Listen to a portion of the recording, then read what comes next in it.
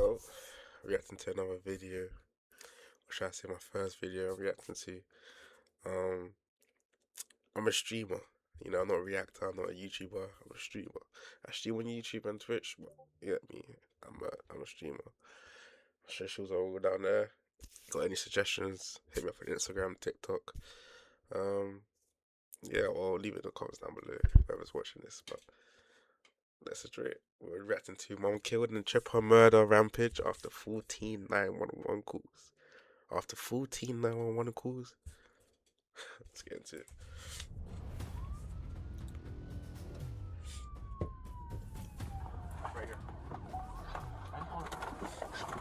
This is a story not only about what happened, but how it was allowed to happen. The warning signs were there. My ex-husband is a scary guy, so I just wanted to make sure he was not going to be there. The fear was reported to police over and over. I got a lot. The tension, the anger, the resentment kept building. Again, with the restraining order, same as the last restraining order. No guns, tags. Until it escalated to murder. So, is this 14 calls in general or in this one sit? I think it's in general. Restraining orders, no guns allowed. Not just of one person, but three.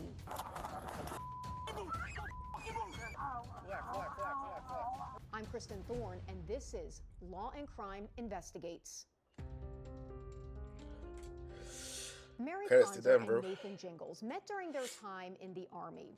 Mary was in her mid-20s, Nathan in his 30s. They both were captains, and Nathan, in fact, was a decorated one and was one of several soldiers awarded a Meritorious Unit Award for his service in Operation Enduring Freedom in Afghanistan in 2013 and 2014. In 2018, the two get married. At first, they lived together in Germany. In 2020, Mary gives birth to a little girl, and in 2022, they settle down in Tamarack, Florida, which is near Fort Lauderdale.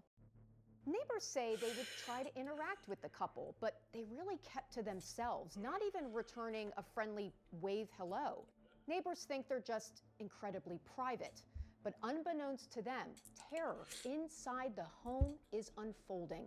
Law enforcement was made aware. We can see it in a February 2024 restraining order Mary files against Nathan. 33-year-old Mary writes, quote, "He's saying that he was going to shoot me and there was nothing I could do about it. I'm afraid Nathan will kill me and my daughter." She tells the court about the 20 or so guns Nathan has in the house, some with silencers. Police see 20 guns? A 9mm Sluger? A shotgun. Shells, actually. Yo, not funny. Hold on. Not funny, bro. God. Serial killer, that's what I'm gonna say. Let me those are the serial killers. the weapons. Nathan moves out of the house and into an apartment. A week and a half later, Mary files for divorce and seeks full custody of their daughter.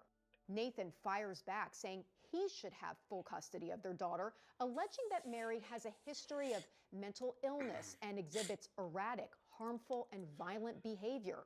He calls the restraining order against him frivolous. In July 2024, Mary makes a surprising decision. She rescinds the restraining order and negotiates a no harmful contact order with Nathan, meaning he can't stalk, harass, or threaten Mary. But that also means Nathan is allowed to have all his guns back. In September, police records show that Nathan contacted police saying that he was missing 3 silencers and he believed Mary had them. Under the no harmful contact order. Hold on. The guy got back all his guns and thinks the wife took the silencers for 3 of them. What's she gonna do with the silencers? And he That's what I mean. Like some men these days, bro, they really try and get anything out of these women, bro. So be careful, bro. Believed Mary had them. Under the no harmful contact order, Mary is given sole possession of the home, meaning Nathan can't come into and out of the house as he pleases without Mary's permission. Well, that doesn't sit well with Nathan, and he proceeds to fight in court to get access to the house in an effort to retrieve all his stuff. He doesn't, though, want Mary at the house when that happens. In November 2024, a judge denies that request. As for their daughter, Mary and Nathan are sharing custody at this point. That's also not going smoothly. Mary alleges in court documents that when her daughter returns from spending time with Nathan, her daughter tells her that Nathan keeps saying he's going to kill mommy. And then in October, Mary is reviewing some of Nathan's financial receipts, and she notices a strange purchase. She Googles the name of the company and discovers that it's a tracking company. Her attorney advises her to check her car for a tracker. It's getting serious. It's getting serious. Lights need to be on. It's getting serious. Tracking company. Her attorney advises her to check her car for a tracker, and she finds one. She notifies the Broward Sheriff's Office repeatedly, informing them that she has a court order that says Nathan isn't supposed to stalk or harass her. Certainly having a tracker on a car would amount to harassment. But police never take action against Nathan. And stalking. And of course, they don't take no action. They don't give a fuck, bro. They don't give a fuck till someone's dead. Telling you. Harassment. But police never take action against Nathan. On December 27th, Mary is away from her house when she gets a notification from a security camera inside her home. She calls police. Well, hi. Hi. We're at your residence. There's nobody here. What was going on? My ex-husband entered the home all the way of like a heated agreement saying that I assault possession and use of the home. And then I had called in like a month and a half ago a report about finding a tracker on my car because I found a GPS tracker on a car that I bought post-divorce, solely my property, that you could pretty well suss out that he placed it on there because I have a financial transaction from him and his financial disclosure that's from a company called Happen, which is like an asset tracking company. Anyway, I assume that he stole that back, but I don't know. So I don't know, but he knows where it is, and he like went in the home, and I don't know, he's a scary guy, so I just wanted to make sure he was not going to be there while I was right there. Do you have a restraining order against him? Obviously. I did, and then I dropped it for a mediated agreement, like an idiot. Yeah, I recommend if you're, scared of him to get that restrict. Because he has keys, he has belongings, so it's not like he's breaking into the home and taking things, you know what I mean? I don't know what else to do. If you're scared, I recommend, getting a restraining order once everything's completely done. Like, he has all of his belongings out of the house is yours. He has no means to come back. Get that restraining order and don't drop it, okay? Yeah. You gotta make sure you finish that. That way he can't come back here and you don't have to worry about him at all. Okay? Yeah, that's right. Do you have any other questions? No, thank you so much for calling and for checking. Alrighty, no problem. Have a great day. All right, you too, Brenda. When Mary gets home, she finds several upstairs windows open and a ladder behind some bushes. She then reviews the footage from the surveillance camera, and it looks as if Nathan came to the home with a backpack, but left without it. She calls 911.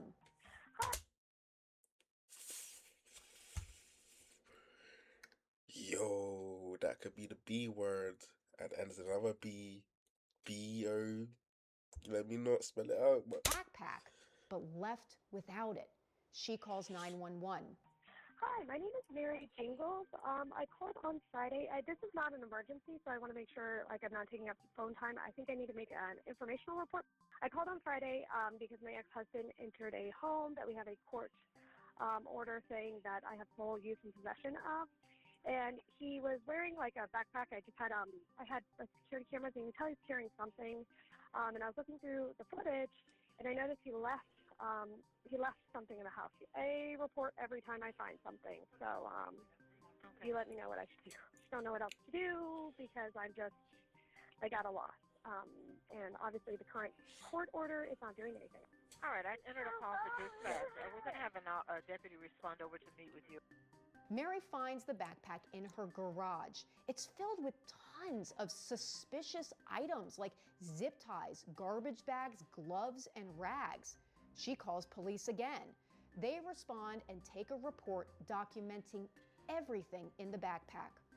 On December 30th, Mary seeks another restraining order against Nathan and writes in her petition, quote, "He has already taken steps to prepare to murder me.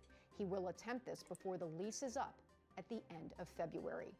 On January 6, 2025, an officer goes to Nathan's apartment to execute the restraining order. So anyways, a person, you got your pen and everything ready to go. My goodness. You've done this before. Once it was enough, but here we are again. All right. So a person named Mary, same last name as you. Yep. District Court got a temporary restraining order. Wow, so it's the same. Yep. Okay. Again, with the restraining order, same as the last restraining order. No guns, Any no other crime things? tags, No. 500 feet or something like that. Okay, yeah. So you already know I was going to go real quick with you. He looks well kept, like looks well groomed. Earpiece, assuming he's working a job. You wouldn't suspect it. Crime tags, No. 500 feet or something like that. Okay, yeah. So you already know I was going to go real quick with you. You hit the nail on the head. No guns, ammunition, permits, none of that. Do you have any children? Yep, she kidnapped her the first time and then filed false DV and then had to drop it because she couldn't, her deposition, she perjured herself, but they didn't do it to her. So, Oh my goodness. So another one. Okay. documented mental health issues, documented substance I'm abuse. sorry to hear that. and But, then they okay. I mean, I know you're. I know, Whatever. I know. I just got to go over it. Okay, that's it. yeah. So just make sure you attend the hearing. Okay. Cool, easy. That's it. Okay. Okay, sure. Okay. Oh, cool. All right. Thanks so much. All right. You don't need to sign or nothing. Okay. All right. Well, best of luck. Okay, sir. Thank you. On January 10th, 2025, Mary makes what would be her final phone call to police. She calls to check on whether they're going to follow up on the tracker she found on her car or the fact that she believed Nathan broke into her house through an upstairs window, both violations of the court's no harmful contact order. Good afternoon. My name is Mary Jingles. I was just calling to check on the status of a few open cases, or at least I think they're open. Can I do that? Okay, is this in reference to your husband coming onto your property while you're having a restraining order? Well, so two things.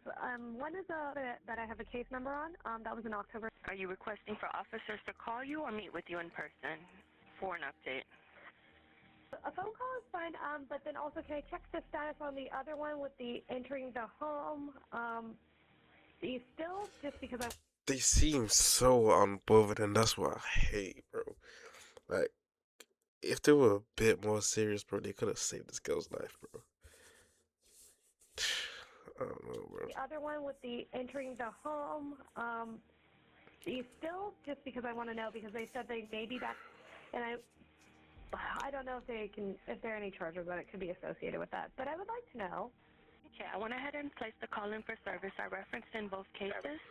It's unclear if police ever followed up with Mary Jingles. But we know between February 2024 and January 2025, Mary called the Broward Sheriff's Office 14 times about Nathan's behavior.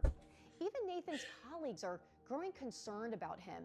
He's got a good paying job as an IT defense contractor, but his coworkers say Nathan is taking a lot of time off from work to deal with his divorce, and the bosses aren't happy, and they think Nathan was aware he was probably about to get fired. While they are just concerned about Nathan, Mary is downright scared. She starts telling her friends that one day Nathan is going to kill her, and they're going to be doing interviews with the news about how Mary knew it was going to happen. She started carrying a gun in her purse. She also starts staying up late at night, keeping watch over her driveway and her house. This is sad, bro. Oh no, I actually don't know. Staying up late, having a gun in your purse because you're scared, bro. I mean, I don't know. She also starts staying up late at night, keeping watch over her driveway and her house, making sure Nathan doesn't show up. She decides to enlist the help of her father, David Ponzer. Ponzer agrees to stay at Mary's house to help protect her and his granddaughter. On February 16th, 2025, just as Mary Jingles predicted before the end of their lease in February, all hell broke loose. According to investigators, at 5:40 a.m., Nathan arrives to the neighborhood on this scooter. He locks it up and then waits for about 20 minutes outside Mary's home. He did a Joe on a scooter. So I'm not saying to put a joke about, but yeah. He locks it up and then waits for about 20 minutes outside Mary's home. Around 6 a.m., Ponzer is sitting on Mary's back patio having his morning cigarette and a cup of coffee when, according to police, Nathan shoots him in the head. The first 911 call comes from a neighbor who comes in around 6:01 a.m. There's gunshot wounds on the next street. Oh my God. Boom, boom, boom, boom, boom. And I heard it several more times. How many times would you say? I probably heard it like 4 rounds. Less than a minute ago. Mary and Nathan's 4-year-old daughter is sitting just inside the house on the couch watching the entire thing unfold. Investigators say that an armed Nathan... And that's your kid too when you think about it, bro. You're doing that to you. Why am I laughing, bro? I shouldn't be laughing. I'm not laughing at any disrespect. It's just...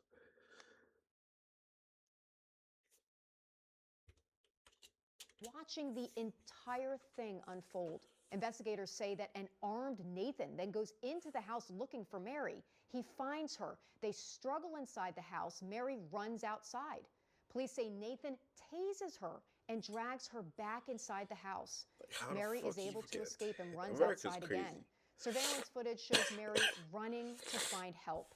Nathan, investigators say, is close behind with a pistol in his left hand and then running, screaming, their barefoot 4-year-old daughter pleading for her father to stop. God,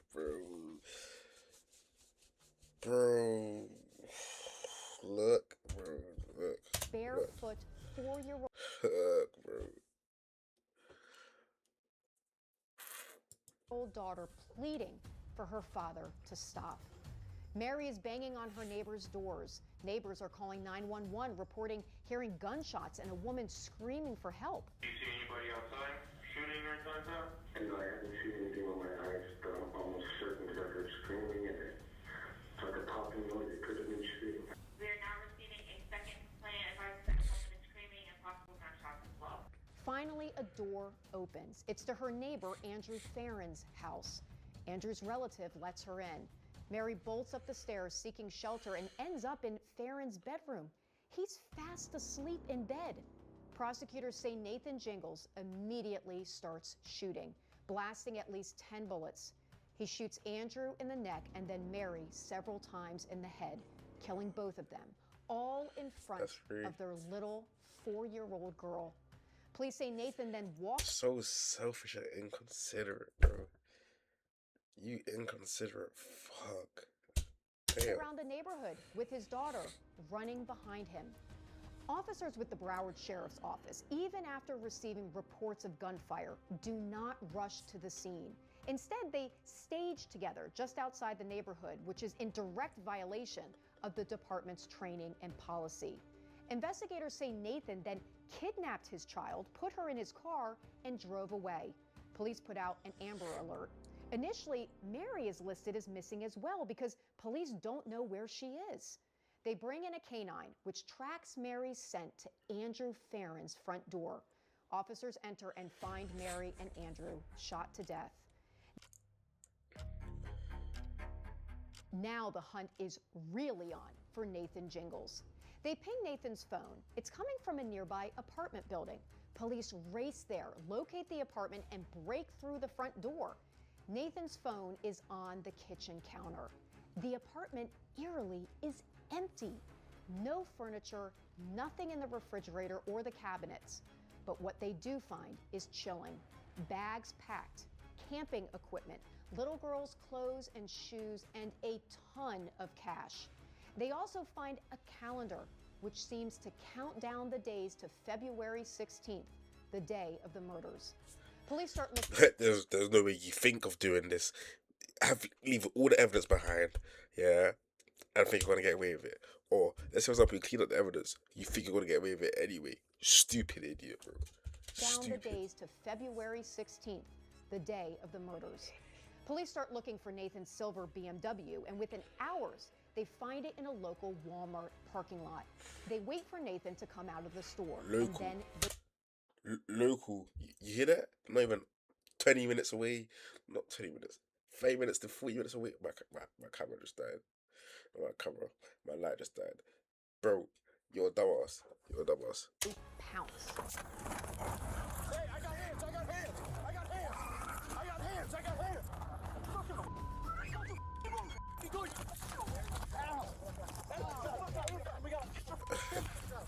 And he's saying, "Ow." What about your wife? What about the other one? I forgot his name. Andrew, what's his name? Some bullshit like that. Hey, get in cuffs! Get in cuffs! I'm gonna get shot. Police find Mary and Nathan's daughter in the car. Thankfully, she isn't harmed. Officers on scene at that point still don't know where Mary is. According to police records, they asked the little girl, "Where is your mommy?" She responds, "Daddy killed mommy. Mommy is laying in blood." She later tells investigators that her father told her she would never see her mother or grandfather again, and they were going to visit her cousin in Texas. While Nathan is on his way to the police precinct, detectives are processing the bloody crime scene spread out over the neighborhood. They're also looking for evidence, mainly discarded weapons. They use drones to survey the shallow lakes in the neighborhood. Divers are called in to search. They use metal detectors and locate 2 sets of handcuffs. They also find a gun holster. Then they find a handgun with the silencer still attached about 7 feet down in one of the lakes.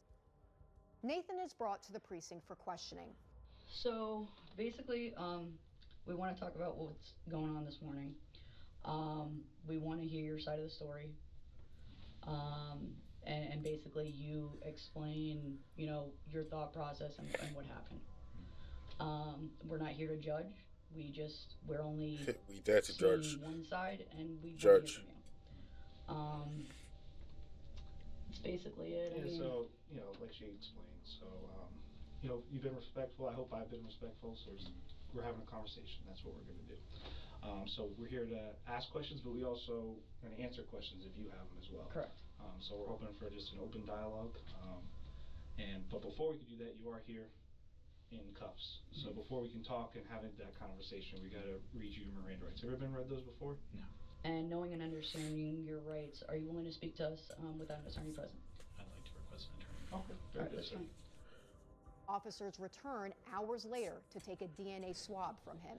Nathan Jingles is charged with 3 counts of first-degree murder as well as child abuse and kidnapping. He has pleaded not guilty to all charges. Police begin to dig deeper into Nathan's life. They find a storage unit filled with guns. They also learned that Nathan wasn't living at this apartment at all. He was staying in a hotel. I'm guessing these guns are legal, because if they wasn't legal, they would have had it as a count on none of the child abuse, the murder.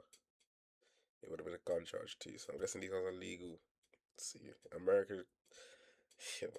They also learned that Nathan wasn't living at this apartment at all. He was staying in a hotel. Simultaneously, there's a whole other investigation happening which has nothing to do with Nathan Jingles. It's the Broward Sheriff's Office investigating itself for its failure to address Mary Jingles' repeated calls for help in the year leading up to her murder.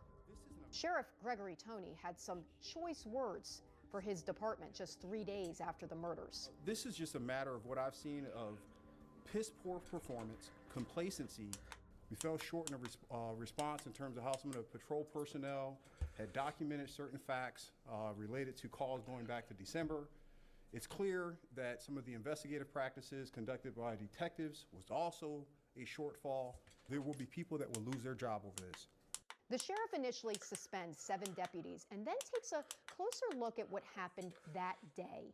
Why did his officers stage a meeting place just outside the neighborhood instead of rushing in to help, as they're trained and required to do?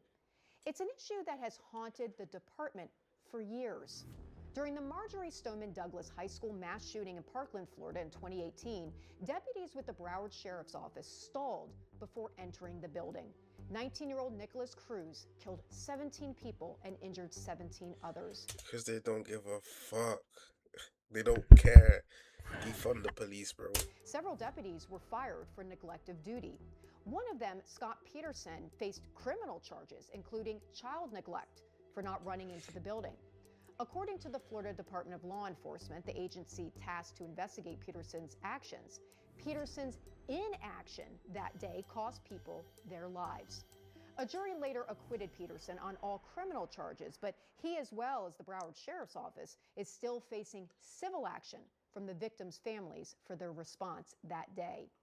The year prior, in 2017, the department was heavily criticized for not coordinating and communicating effectively after a mass shooting at the Fort Lauderdale Hollywood International Airport, which left 5 dead. After those 2 incidents, the Broward Sheriff's Office lost its accreditation. The department refined its policies, improved and increased its training, and yet some officers still failed to respond correctly to the scene in Tamarack in 2024. The sheriff wasn't shy about calling out his officers' missteps in a play-by-play press conference held after the department's own 7-month-long internal affairs investigation. But as you can see, a couple units bypassed the residency and took a staging position per the sergeant's instruction and decided to rally out there. That's not within policy, that's not within procedures, that's not what we train. They should have went straight to the house. At this point in time, what you're gonna see in the upper right screen is video footage of Sergeant Allen arriving on scene, turning his lights off, at which point both the suspect and the daughter passes his vehicle. It's even called in. Huh? Save mom's life, I heard that properly. Sergeant Allen turned off his lights, went past it.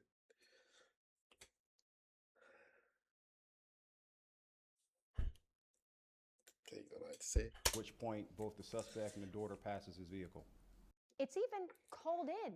Nathan and his daughter walking around the neighborhood. Nathan in all black and his daughter without any shoes on. A strange sight at 6 in the morning, yet no officer stops them. They're here at southbound on East Grand Circle. What's going on is just related to just now. Just finally got a lot of walking around and just out with one. And she has what she. Yo, RIP to Andrew, RIP to David, and RIP to Mary, bro. Tell you, bro. The sheriff explains that the first officer to arrive on scene was an officer who was not even from Tamarack. We have a deputy K-9 officer who is coming from outside of the city who heard this call. I believe he was in Deerfield Beach, and he ran code 3 across 4 different cities to arrive on this scene, and that is him running lead or point as he passed the sergeant with an additional. So this one right here, we're looking at this one, right? Came from 4 different cities, straight over here first, and this piece of shit, Alan. Backup unit who recognize this isn't a staging incident. This is something where no one should be sitting around. You can hear the frustration in the K-9 officer's voice, as well as his colleague out there, not understanding why all these deputies are standing around and not pushing the contact. And he's 100% right. I can train you, I can supply you, I can give you all the tools to be successful. What I can't coach is courage and effort. And if you're gonna sign up for this profession, you better make sure you have both of those first, or don't join this profession. The department fired 8 deputies and disciplined 21 others for the way they handled Mary's case and the murders that day. The union representing the terminated deputies is fighting to get their jobs back with back pay. Meanwhile, Nathan Jingles remains in jail. We obtained some of his many jail calls.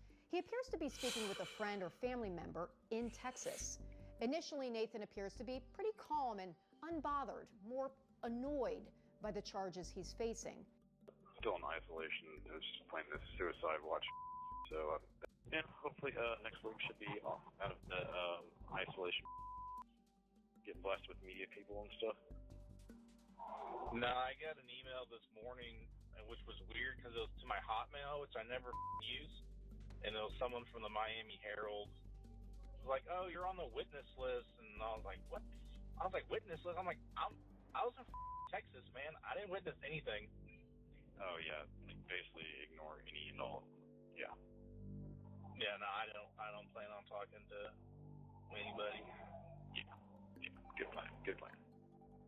But as time goes on, Nathan's tone changes. Criminals set me up, and criminals are trying to crucify me and child traffic my daughter, so good time. I mean, I'm fighting their charges. All lies, but whatever. He believes that everyone is against him, including his own attorneys. I'll be talking to my attorneys again Tuesday, but basically massive conflict of interest. They basically have ignored everything. They're basically working with the prosecutor against me, so that's an issue we'll be addressing next week. Nathan's attorneys recently asked a judge to be removed from his case, citing irreconcilable differences to an extreme degree. Nathan was essentially accusing his attorneys of being in cahoots with prosecutors. The judge granted the request and appointed a new attorney. We reached out to that attorney, but didn't hear back. New York-based criminal defense attorney James Pasquarella, who is not involved in this case, says whoever represents Nathan Jingles is going to face an uphill battle. I think that the evidence in this case is overwhelming from what I see. You have witnesses who see him running and chasing.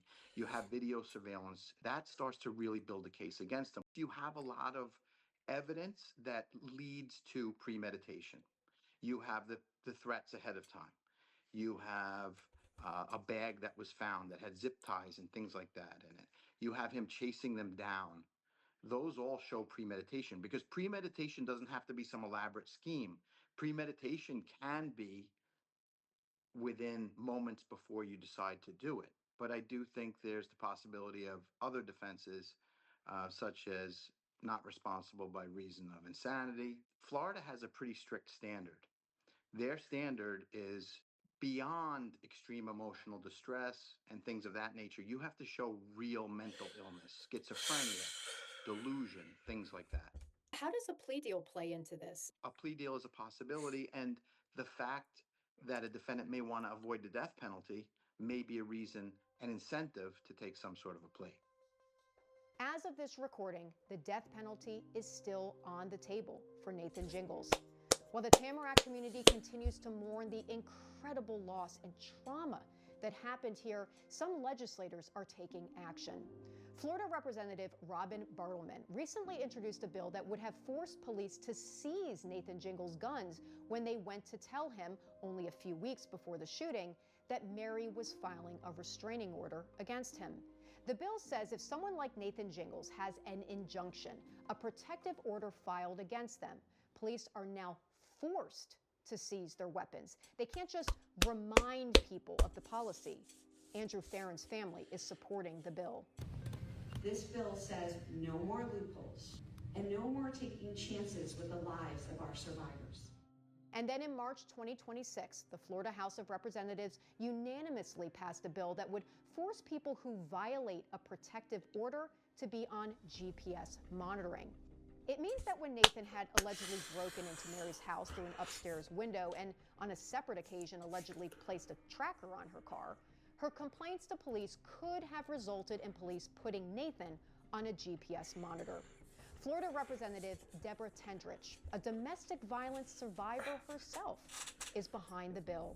And this year, members, I will reflect on how my survivor story led me to bring forward a bill designed to help save lives across our state for those who are walking in the same shoes that I once wore.